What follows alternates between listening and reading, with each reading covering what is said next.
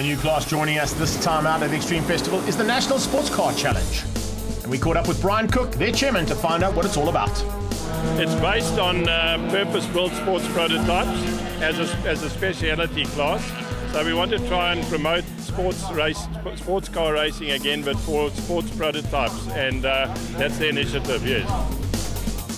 So as you can see, a new initiative there with the National Sports Car Challenge coming to Zwartkops for the first time. Good to see Mark the Toy behind the wheel of a Shelby. Haven't seen him in a sports car in this particular outing at all. So wait to see if the Zwartkops man can do anything about the usual contenders as they head down. It's double yellow flags for the first two corners. That's just to make sure that everybody gets through there, because they do have a tendency to lock wheels and get a bit hair-raising. But right now, at the start, it's all about the NAC helicopters, man.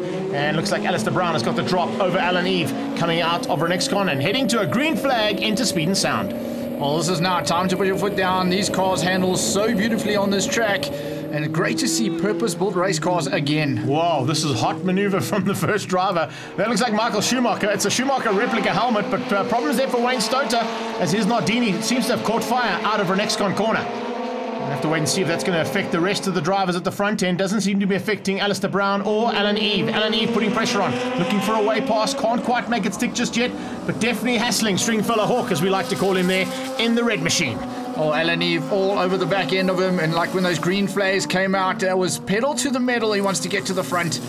Front end of SR5 is Mario Nardini. He's got Crappy's top on his tail. Those two are going to be fighting for honours in the SR5 category as the SR2 class is starting to heat up big time here. Wow, running wide there. I think there might be a little bit of oil or something on the circuit due to that car running wide a bit earlier on. And you can see both Alistair Brown and Alan Eve had to take evasive action, and Brown has to do it again. Brown gets it all out of shape in the NAC helicopters car as they go into Castle Magnatech, and I think there is some serious problems with a couple of cars out there, if not with the circuit itself. I don't think the marshals have picked up on some of the dropped fluid that might be on the circuit. So it was Alan Eve that survived the conditions out there to take the win ahead of Andrew Strike. Good drive there in second place. Mark Dutoy bringing in third. Fourth was John Wilson. Fifth place, Mark Louth. Sixth place, the winner of SR5, Mario Nardini. We catch up with the race winner, Alan Eve. Alistair is in front of me.